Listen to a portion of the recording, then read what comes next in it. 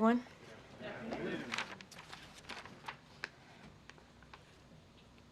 So today is a solemn day and a day of remembrance. 1 year ago, on October 7th, Hamas launched a heinous attack against Israel.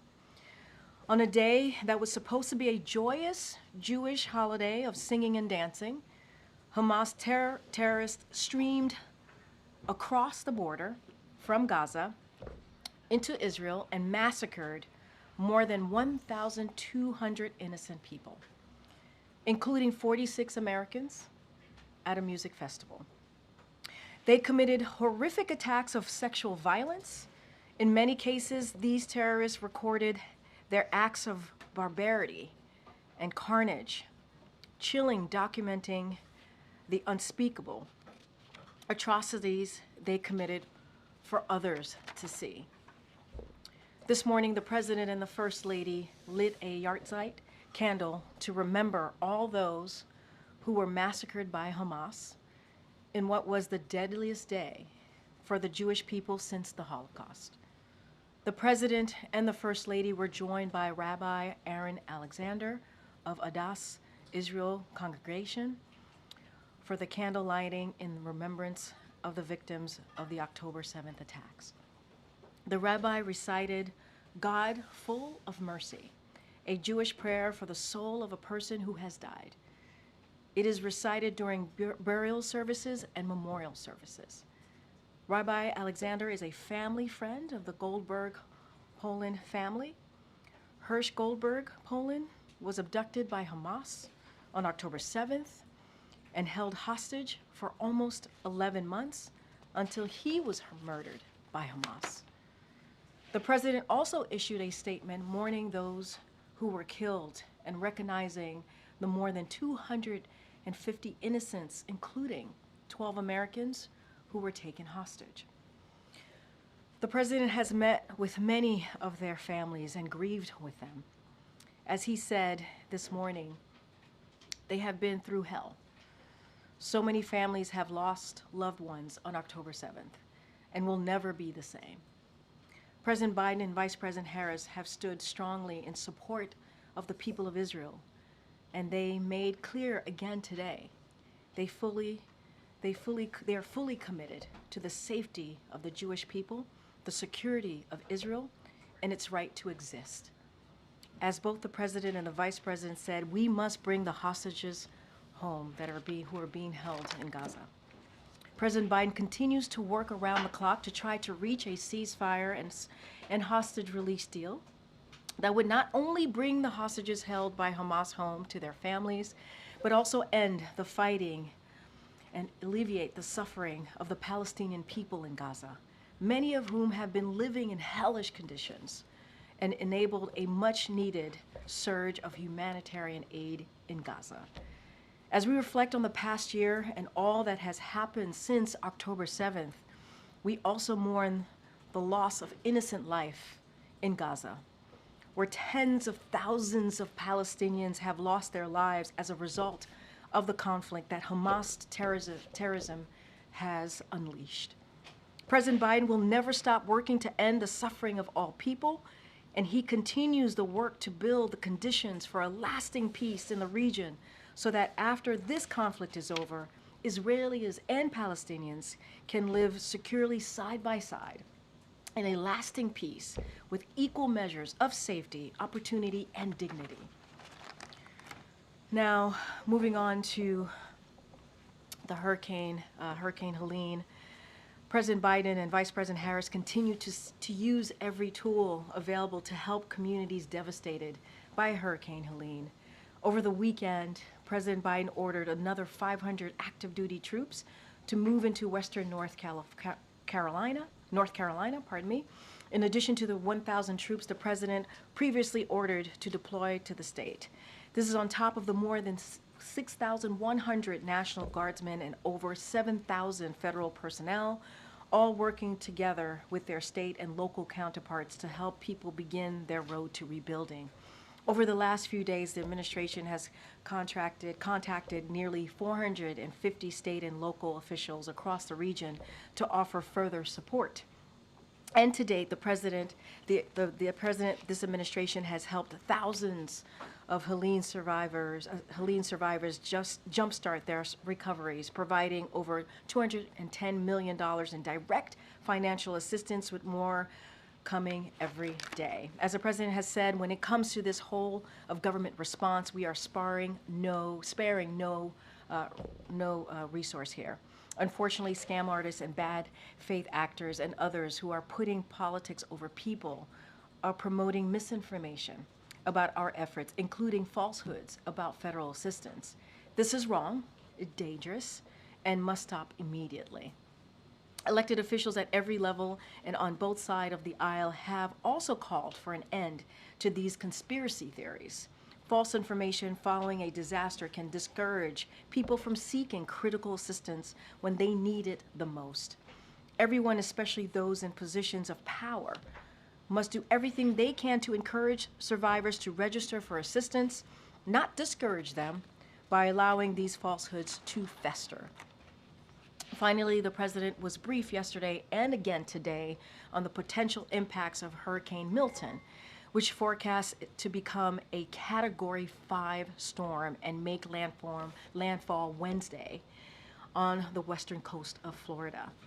As with Helene, FEMA and other federal agencies are actively pre-positioning life-saving resources in advance of the storm, and earlier today the president approved Governor of Florida's request for an emergency disaster declaration, which unlocks additional federal resources to help the state respond to the storm. To everyone in the path of Milton, the time to prepare is right now. Visit ready.gov or go download the FEMA app to make a plan today. The time is right now. Please, please, please listen to local officials. It could save your life. Now, the Biden-Harris administration is committed to preventing, detecting, and responding to health emergencies globally. On September 27th, Rwanda's Ministry of Health announced an outbreak of Marburg virus disease, MVD, and the Biden-Harris administration is working closely with the government of Rwanda to end the outbreak as quickly as possible. As we have all experienced in recent years, health emergencies are a global issue we must address together. CDC assesses that the risk of the infection with this virus in the United States is low, and there are currently no confirmed MVD cases outside of Rwanda.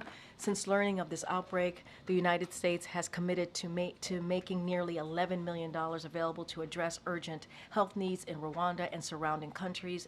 And although there are currently no FDA-approved vaccines or drugs against MVD, the United States also contributed investigational vaccine and therapeutic doses, which arrived in Rwanda this weekend, just 1 week after we learned of the outbreak. In addition, to keep Americans safe, we are implementing additional precautions for a small select group of travelers arriving in the United States from Rwanda, including additional health screenings.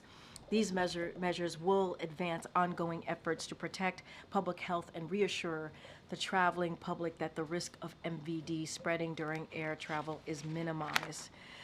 And today we saw the Supreme Court decision and what it means that women in Texas could still be denied critical emergency medical care because of the state's dangerous and extreme abortion bans. We have seen and have heard the horrific stories of women being denied the care they need because of these laws. Also today in Georgia, the state Supreme Court reinstated an even more extreme abortion ban. All of these laws were made possible when the former president handicapped 3 Supreme Court justices to overturn Roe v. Wade. They are creating chaos and confusion for women and doctors. The administration has been clear that all patients, including women experiencing pregnancy loss and other pregnancy-related emergency, must be able to access the emergency medical care they need, and that is required by federal law. The stories we hear of women being denied care they need in emergency situation is completely unacceptable. That's why the Biden-Harris administration has taken a number of important steps to make it easier for women to file complaints if they are denied this essential care and investigate and enforce federal protections under EMTALA. But our fight is not over. After the Supreme Court's order earlier this year, HHS issued a letter reminding hospitals and provider associations of their obligations under EMTALA, including providing abortion care as a necessary stabilizing treatment. We will continue to make those obligations clear. We will also continue to fight Republican elected officials' extreme agenda. And we'll continue to enforce federal law, support hospitals complying with the obligations, and defend the administration's longstanding view that women have the right to access the emergency medical care that they need. And with that, Amr, thank you for your patience, y'all. Sure. If I could just follow up on two of your toppers. Yep. First, on the abortion access rulings today. Not much is going to change with the shape of the courts immediately after November. So what other avenues can the administration pursue in the little time that you have left? As you know, when Roe v. Wade was originally overturned because of the Dobbs decision that was done more than 2 years ago, the president and the vice president took action. The president on that same day announced some executive actions that he was moving forward with, obviously with the whole of a government approach here. And so we've taken actions. We've taken this very seriously. I don't have anything to preview to you right this time at this moment, but we're going to take this very seriously, as we have for the past two years. And look, it is important. It is important for people to be very aware of what's at stake here. It is important for us to continue to voice what we're seeing here. Women being denied care and their lives being put at risk. And so we're going to continue to fight. As you know, there's EMTALA. There's other measures that the DOJ is using to protect doctors and also women who are looking for that care that they should be making about their own body themselves. And we're going to continue to call out these extreme agendas that we're seeing from the other side, from Republicans. Look, don't have anything to preview today, but it is important to call this out.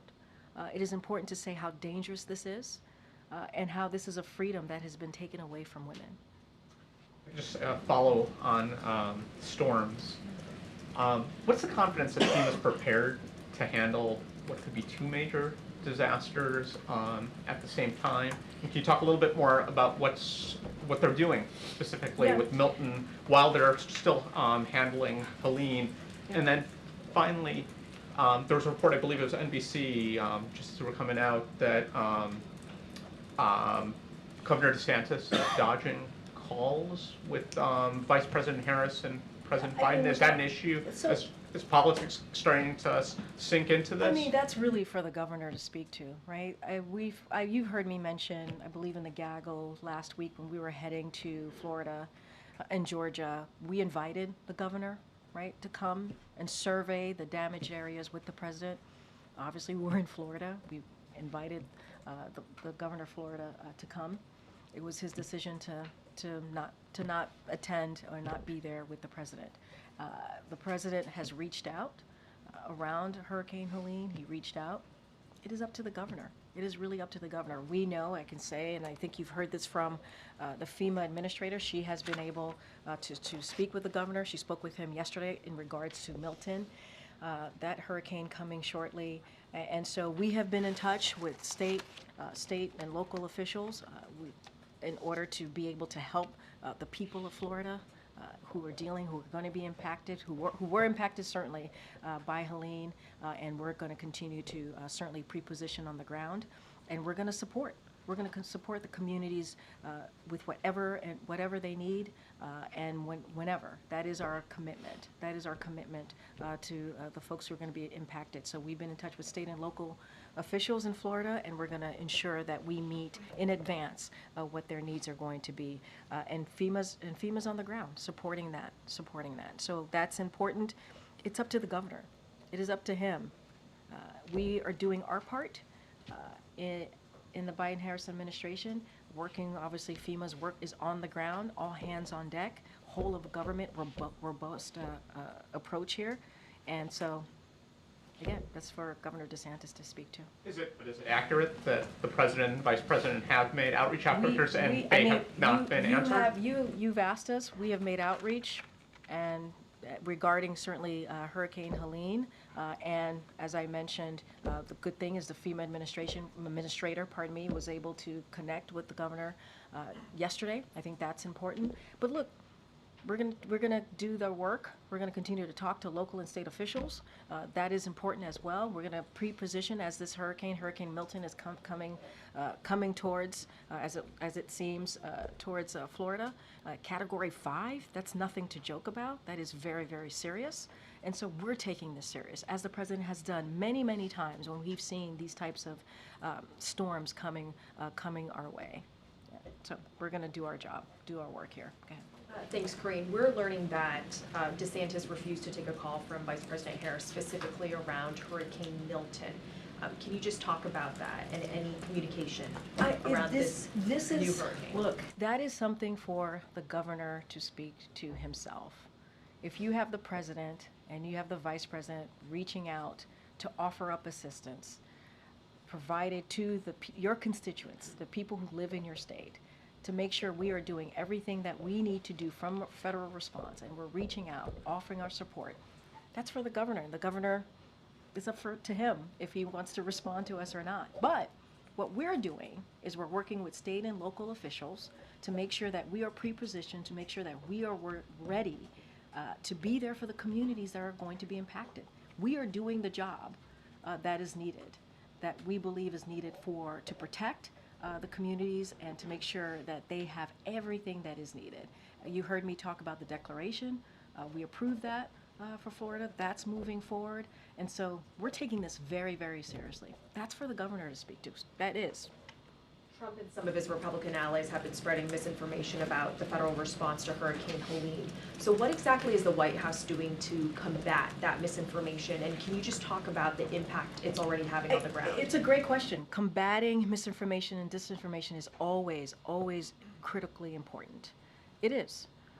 You heard the laydown that I gave at the top. The reason I did that at the top is because we wanted to make clear that things are available to the public, folks who are impacted, and that misinformation, disinformation is indeed dangerous. It gets in the way in what we're trying to do here. It does. And there's been a lot of falsehoods. And let me just fact check a couple of things because it's really important. It is, again, it is wrong, it is dangerous, and I also called out there are important people who have power, privilege, who are spreading these falsehoods, and they need to stop. They need to stop doing that. So, disaster relief, this is a falsehood. Disaster relief funds used on immigrants illegally in the U.S. The fact is, no money is being diverted from response needs. That's the fact. Another falsehood, FEMA confiscating Helene survivor property. That's false. That is not true. The fact is, FEMA cannot seize your property or land, period. Another falsehood that's out there, FEMA will only provide $750 to disaster survivors to support their recovery. That is a falsehood. That is not true. The fact is, this is an upfront payment for urgent needs like food and medication.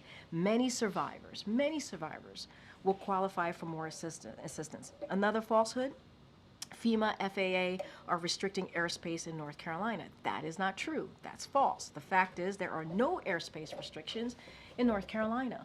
So we're going to continue to combat these. It's important to combat them. But people who have a microphone and a podium should not continue to spread this falsehood. It is dangerous. It is incredibly dangerous. Is the administration tracking that, having an impact on the ground in terms of people not seeking the aid they need? Because is that happening? But that's a concern. That is a concern. And people who need help should seek help from the federal government. There is assistance out there. I talked about hundreds of millions of dollars already being provided to impacted areas. And now we have Hurricane Milton coming. We can't have this. We cannot. This needs to stop. This needs to stop. If you care about your constituents, if you care about the people, if you care about Americans, you shouldn't do this. You shouldn't spread these falsehoods. It is dangerous. Okay. Agree. Did the president get an update from President Herzog when they spoke this morning about the Iranian response? So just a couple of things on that. And look, the president, what you saw the president do is honor and commemorate lives that were lost, as I said at the top. And the president called President Herzog because he believed it was appropriate person for the president to call to express his condolences. It was a meaningful and important conversation. And so that's what they spoke about. It was focused on commemorating this incredibly sad day. Okay, so there was not a detailed conversation about I don't Iran. have anything beyond that. It was about offering up his condolences and what the Israeli people must be going through right now. Hamas reiterated over the weekend that they see Netanyahu as being the stumbling block to a ceasefire deal. It seemed like the president's own remarks recently in the briefing room here kind of left open the opportunity for taking that analysis away as well. Does the president feel like he needs to speak with Prime Minister Netanyahu? As the president said himself, there will be a call shortly, soon. I don't have anything to preview for you at this time. As you know, and you hear us say this many, many times, they have decades-long relationship. And in those conversations that they do have, it's very honest, it's very frank, and that will continue. I don't have anything else beyond what the president stated at this podium on Friday or many times before about this particular issue. Look, we believe the best chance at getting these hostages home is through a ceasefire deal. That's what the president is directing his team to continue to work on, and that's going to be our focus. Okay. Just given the projected path and strength of Milton that you were talking about, is any consideration being given to the president perhaps skipping his trip to Germany and Angola? So the president is monitoring this very, very closely. I just talked about how he's gotten updates about the hurricane and obviously continuing to get updates on what is happening on the ground after the horrible Hurricane Helene. And so that will continue. I don't have anything to share about a change in travels or his schedule. And so certainly if that were to be, we would share that with all of you. Is that something that's been discussed at all, the possibility of What I a can schedule? say is that we are monitoring the hurricane, Hurricane Milton. As you just heard me at the top, it's going to be a Category 5. Our job right now is to make sure we make it very, very clear to folks who are on the ground to please listen to local officials, to please be ready and take this very, very seriously. And FEMA and other federal agencies are preparing or pre-positioning on the ground to offer up assistance and to be ready for when the hurricane hits. I just don't have anything to share about any change in schedule. Just a quick question on the Middle East. Is the White House currently doing anything to actively push the Lebanon ceasefire proposal that you all announced a few weeks ago? So look, what I can say is that look, when it comes to the proposal that you just stated, that the 21-day proposal, what we believe is ultimately, and the Israelis have said this themselves as well, is that there needs to be an agreement that allows civilians to safely return to their homes on both sides of the border over the long term. So we're going to be having regular consultations with the Israelis, with the Lebanese, and others regarding the right moment to press for such an agreement. But ultimately, that's where we need to be in order for both sides, civilians on both sides, to return home. When you say you're looking for the right moment to make a push for that proposal, are you saying that moment is not now, that you're not actively I mean, we are in pushing for that regular right now? conversations. As I said, we continue to have those discussions with the Israelis and the Lebanese on this particular issue. We believe that we need this. We need to have a space. You heard me speak about this, to have some space, some diplomatic dialogue in order to get there. And so, that's what you would need, is a ceasefire in order to get there.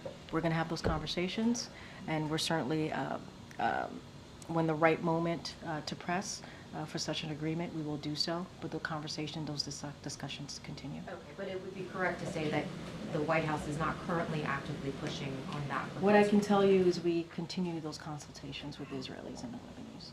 That's what I can share. Go ahead. Thanks Corinne, following up on the president's trip, can you just explain a little bit why the president is taking these trips now when there's less than a month before the election? What is he trying to accomplish? I mean, look, you've heard us talk about the importance of this travel. He's going to be going to Germany, obviously, and also Angola. The president's certainly looking forward to that travel. And I would say that, you know, as it relates to, I mean, each of them is very different than the other. But we think it serves as a powerful symbol of the U.S.-Germany partnership as you think about the German piece of this trip and our close cooperation on the world's most pressing challenges. And so, and to ensure our people have every opportunity for safety and prosperity. And what this visit is going to do, it's going to underscore the deep commitment and that transatlantic security, resolute support. If you think about Ukraine and the self-defense of Ukraine, that's going to be a big part of this visit, and continuing that support, continuing to do everything that we can to stop the Russian aggression. And so that is going to be certainly a big part of that. Continuing contributions to meet the NATO pledge also. It's going to be a big component of that. And so this is important as we see what's going on in Ukraine, as we continue to see Russia's aggression, to have that conversation. You have seen the president's leadership when it comes to Ukraine and what he's been able to do to make NATO stronger, to have more than 50 countries support Ukraine in their fight against that aggression of Russia. And so that's a big part, certainly will be a big part of that trip.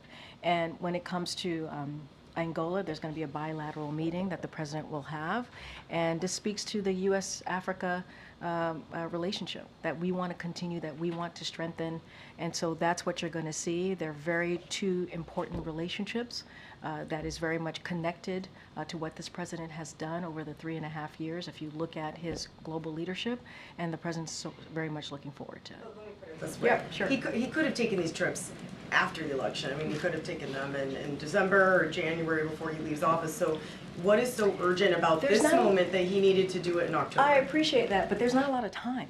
There really isn't. 3 months is going to fly by. There's not a lot of time.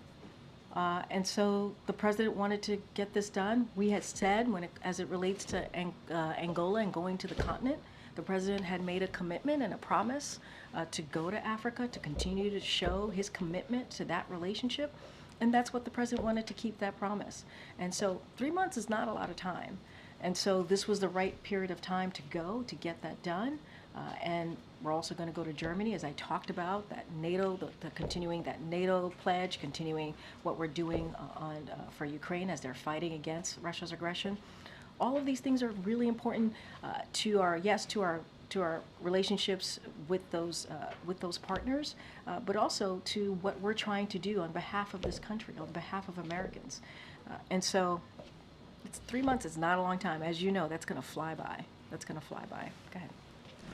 Corinne, the other day the president said that if the Israelis strike back in Iran, they ought to do so in a proportionate fashion. He said that he did not believe they should strike nuclear sites, and then he seemed to suggest he didn't think they should strike energy sites either. So what in the president's view would be proportionate? I'm not going to get into I appreciate the question. I'm not going to get into what's proportionate, not proportionate, get into that back and forth. What I can say is we are continuing to have discussions with the Israelis about their response, obviously responding to Iran's attack, almost 200 missiles, right, that went flying into Israel, that we were able to, obviously at the president's direction, with the military being, the U.S. military aiding in the defense of Israel. Which the president was really proud to be able to have done that. Our commitment continues to be very clear on Israel's security, and that's ironclad. Those conversations continue. I just don't have anything to add beyond what the president stated. From the best we can tell, the president hasn't spoken with Prime Minister Netanyahu since around August 21st. That's a long time given the degree of high activity the Israeli forces have been involved in. And it would seem to suggest that at this point they don't have a whole lot to say to each other, but tell us why you think they've gone that long. So look, I would say this.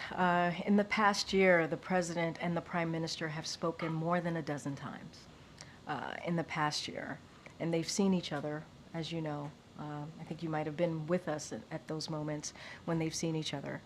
And we have said, the National Security Advisor has said this, the president said this himself, during, especially as you said, during these past week or so, in these high-stake moments, if you will, the president's team has been in touch regularly, practically daily, with the Israelis government. And so we've been in close communication and close contact, and that continues. That has been the case for the past year. And so that's certainly going to continue. And look, the president is going to speak to the prime minister. He has said that. And once we have a call to speak to, we will certainly do that. Okay, John. Thanks, Karine. When the president came here into the briefing room late last week, he said that he expects the election will be free and fair, but he also said, I don't know whether it will be peaceful. What can the administration do? What is the administration doing proactively to prevent that possibility of the election not being peaceful in any way, either leading up to November the 5th or in the aftermath? So look, I'm not going to get into specifics from here. I think the president was asked a question and he answered it very straightforward and very directly. And I think the president and myself and many others has spoken to what we saw on January 6th of 2021. And so obviously there's always concerns, but not only that, you know that Americans care about our democracy. They care. They care about preserving and protecting the democracy. And I think that's something this president has promised to do, and will continue to do this in his remaining couple of months in this term. I'm not going to get into specifics here. I think the president, as I said, was asked a question. He answered it directly, but he also said I think this is really important, that he believes this is going to be a free and fair election. So I'm going to leave it there. I'm not going to get into details. Separately, in regards to the relationship or lack of a relationship between the governor of Florida and the leadership of this administration, does it make a coordinated response to tropical weather that much more difficult if the governor is not speaking to the vice president or to the president? So here's what I can say. We have been talking to state and local officials on the ground, and I think that's important. Over 15 local officials from communities along the likely path of the storm as we think about Hurricane Milton. And so we have FEMA on the ground. Administrator Criswell is going to be in Florida if she's not there already, assisting, guiding, providing that help. She has spoken. She spoke to the governor yesterday. And so, look, we're going to do our job. We're going to do what we need to do to make sure communities have what they need as this hurricane is coming our way. And potentially category 5. And so that's not going to stop the federal assistance. That's not going to stop the job that this president wants to see his team do. We're going to have a robust all of government, if you will, federal response to this. And you have seen that. You've seen that over the last 3.5 years. When it comes to these natural disasters, we are going to make sure that we are there for the American people. And anything else, I would have to leave it to the governor, to his actions, to how he wants to move forward in this. That is for him. That is a question for the governor. Get Karen. Thanks, Karine. You used the phrase incredibly dangerous a couple times talking about the misinformation of the hurricane. It is. And given how widespread it has been over the past few days and how much of an effort FEMA and the administration has made to combat that, how concerned is the president that what we're seeing now with this storm is perhaps a preview of the misinformation we might have on Election Day or in the days following that? So look, misinformation, disinformation is a problem across the board, and we have to combat it. It is. It is something, whether it's the election, whether what we're seeing currently right now with Hurricane Helene that just came through, and obviously Milton is on its way, sadly. We have to combat that. And I'm saying they're dangerous, yes, because they are. They're critically dangerous to have this misinformation, disinformation. And that's why at the top I called out, you have some powerful people out there who continue to spread conspiracy theories. It is not helpful. It is not helpful to what we're trying to do as we're trying to assist Americans on the ground in trying to figure out how the best way to respond, what they need, what their needs are. And so, yeah, it's not ideal. It is dangerous, in fact. And let's not forget, I do want to say this, when dealing with Hurricane Helene, you heard from Republican governors, Democratic governors, speak to their response. South Carolina Governor McMaster, federal assistance has been superb. We are asking for everything we need. And Virginia Governor Youngkin, incredibly appreciative of the rapid response. Governor of Georgia, Governor Kemp, appreciated. President's call offering any other things we need. Thanked President for giving aid to more counties. I mean, there's a bipartisan response to Hurricane Helene. And you see that, you hear that from elected officials on both sides of the aisle. They're very thankful for what the federal government has done and continues to do. But you have this misinformation, disinformation that wants to tear it apart. And this is a time for communities to come together, for all of us to come together. It doesn't matter if you have an R or a D behind your name. It is a time to come together to actually deliver for these impacted communities. So yeah, it's dangerous. Thanks, Corinne. On the Boeing strike, Boeing is returning to wage talks, and just wanted to see if the White House is participating in any of those conversations, if there's anything you can share on. So look, as we've always stated, collective bargaining is something that this president believes in. It has worked. You've seen that work over the past couple of years under this administration, what we've called for it. I don't have anything to share beyond that. We always believe that it is important for both sides to come to the table in good faith and to make sure that the workers, certainly get their fair share. And on the upcoming foreign travel, you mentioned that the trip that Biden is going to Germany and Angola, but you were asked if it was being, talked about maybe being pulled down. Just wanted to clarify that the trip is happening. I don't have any changes to the president's schedule. That's what I've said. And the president's looking forward to going on the trip. Certainly, and you all will be the first to know if that changes. And do you expect a call with Bibi before the election, or is Biden holding out until, or is the president holding out until after the election? The president said he was going to call the prime minister. I don't have anything else to share on timing. Go ahead. Karen, I was wondering whether you could comment on remarks like former President Trump made this morning, linking migration, crime, and genetics, and more specifically this sentence, quote, "We've got a lot of bad genes in our country right now," unquote. Well, that type of language is hateful, it's disgusting, it's inappropriate, and has no place in our country. I just talked about misinformation, disinformation, and how we have seen a bipartisan response when it came to Hurricane Helene, and how we're trying to bring our country together. It is important to bring people together. And tearing people apart, tearing communities apart is dangerous.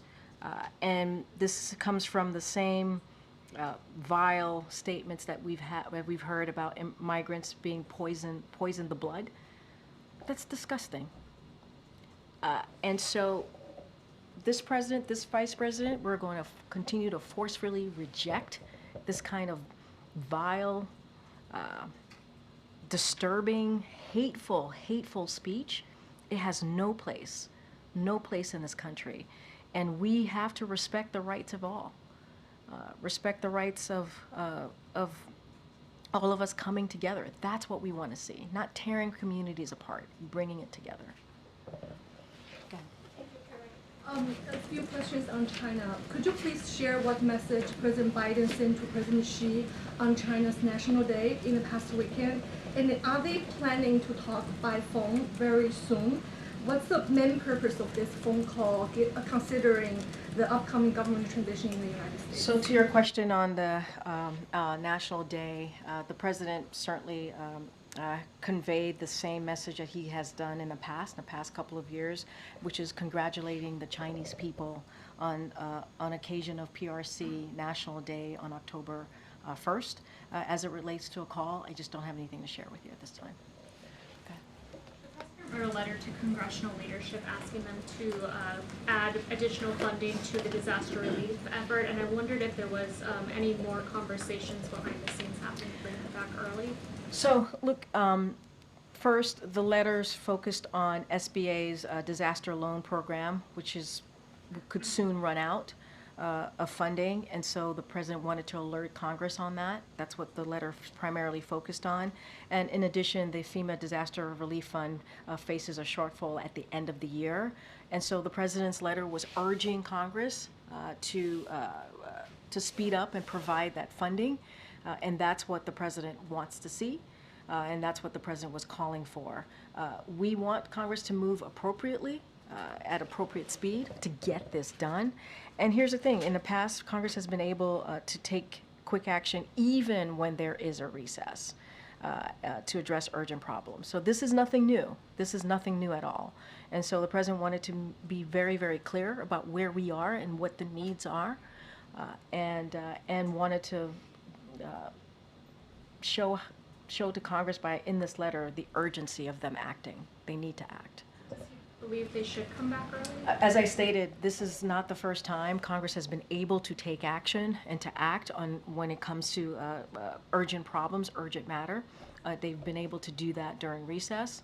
What we are going to continue to do is lay out the urgency of this getting done. We're talking about SBA disaster loan program. This is important to communities, especially communities that are impacted. Kevin in the back. Thank you. I have questions on two topics. The first one, you mentioned the Supreme Court case regarding emergencies and abortions. The administration has not done much to enforce its interpretation of that law, that hospitals have to provide abortions in medical emergencies, particularly for hospitals that patients have reported that's not happening. Can you talk about the administration's efforts to ramp up enforcement in that area in the next couple months? Yeah. So I would refer you to HHS. This is on their purview, so I would refer you to them. And on the storms that are coming, and also on Helene, Florida and Georgia both have voter registration deadlines today. Some of the states that are in the path of the storm have them upcoming. Is the administration going to ask the states to extend those deadlines, or are you doing anything to prepare for storm damage to exist around Election Day and make it difficult for people to go vote? No, understand, and I've gotten this question multiple times in variations. So look, this is why it's important to do this type of response that we're doing. We want to make sure that the communities are getting the response, they're getting the recovery from this disaster, and we want to make sure that their voices can be heard in November. So I would certainly refer you to state election officials and certainly CISA as well to speak to that specifically. I just don't have anything else to share, but this is why what we're trying to do, trying to combat this misinformation, disinformation, working closely with local and state officials to make sure these communities have what they need so that we can get them back on their feet is so critical, is so critical. As it relates to that specific question, I would have to refer you to the state. Are you seeing misinformation about the storm and voting, or just the storm What I'm response saying in is that general? misinformation, disinformation, I'm speaking to our response on the ground, right? We're trying to get funding on the ground. We're trying to make sure that people who have been affected can reach out to FEMA, can reach out to federal government asking for assistance, and that is something that's really important, and that's the misinformation, disinformation that I'm speaking to. And so what our focus is making sure that that recovery, that response is getting to communities, because we do want to make sure, that the communities, they're able to have their voices heard in November. Thank you. Okay. Go ahead. Thank you, Corinne. Congratulations on the promotion. Thank you. You're not leaving us in the briefing room, are you? Unless you want me to. Do you want me to leave them? No, sure don't. All right, okay. So the arms dealer that President Biden freed in a prisoner swap, Victor Boot, is now, according to the Wall Street Journal, selling weapons to the Houthis. Does President Biden think that is a problem? So look, a couple of things. I can't confirm that report today, and I believe in the Wall Street Journal. I do want to put out a couple of facts here that is important to note. Look, securing the release of Americans who are being held hostage and wrongfully detained is a big priority, is a priority for this administration. And I would note that we have been extraordinarily successful in getting that done. It is a top priority to get these Americans, again, wrongfully detained and held hostage. And so that is something, and it's not easy. It is not an easy thing to do. It is not, there are some difficult decisions that we have to make. We've been very transparent about that, very transparent. As you're talking about Victor Boot, that was related to Brittany's release. And so even then, a year and a half ago, we were clear about decisions that have to be made on a number of occasions, and it's incredibly difficult. And we've been transparent about it. We've been very transparent. So look, we're going to continue to do what we can, do everything that we can to bring Americans home who are wrongfully detained and held hostage.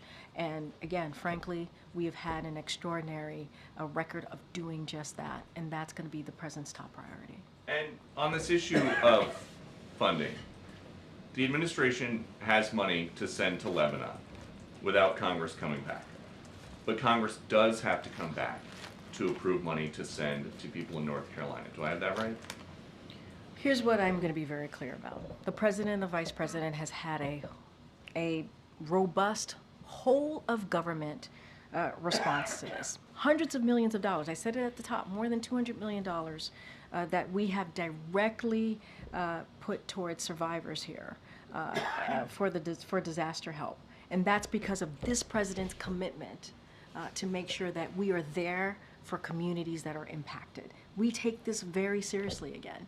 We take this very seriously. And before the hurricane hit, we pre-positioned more than 1,500 federal folks on the ground to help. And so we have made sure that every state has gotten their storm requested emergency declaration. They requested it, and we made sure they received it. We've taken this very seriously. More than $200 million that we have provided to the impacted areas. But instead, people want to do disinformation, misinformation, which is dangerous, because then when folks on the ground hear that, they may not want to ask for the help that they need. That is there for them. That's our focus here. But President Biden is fond of saying, show me your budget and I will tell you what you value. If he's got money for people in Lebanon right now, without Congress having to come back, what does it say about his values? There's not enough money right now for people in North Carolina who need it. That's not misinformation. Wait, no, that is, your whole premise of the question is misinformation, sir. What you do, yes, it's misinformation. Is there money to send to Lebanon right now? I just mentioned to you that we provided more than $200 million to folks who are impacted in the area, and I just shared with you that people are deciding not to. People are deciding not to. Letter to Congress that there's not enough money to help people We're in North talking Carolina. about the SBA disaster loan. That's yes. money for people in North Carolina. And that's important, and people in North Carolina need that. Wait, this is nothing new. Peter, this is nothing new. Congress comes together, they provide money, millions of dollars, for disaster relief. We're asking them to do the job that they have been doing for some time. From a letter that President Biden sent to Johnson, McConnell, Schumer, and Jeffries. The president's letter is not misinformation. Would you agree? No, the way you're asking me the question is misinformation. There is money that we are allocating to the impacted areas, and there's money there to help people who truly need it. There are survivors who need the funding, and it's there. That you don't like misinformation. I actually said we have the money available to help survivors of Hurricane Helene and also Hurricane Milton. Now there's going to be a shortfall, right? Because we don't know how bad Hurricane Milton is going to be. And so we're going to need additional funding. We're going to need additional That's funding. exactly what I just asked about, and you said it was No. misinformation. What Yes. you're asking me is why Congress needs to come back and do their job. That's what you're asking me. Congress needs to come back and do their job and provide extra assistance, extra funding to disaster relief fund. That's what Congress needs to do, and we're going to continue to urge that. You may not want that, but that's okay. That's what this president wants, and that's what the vice president wants. Thanks, everybody.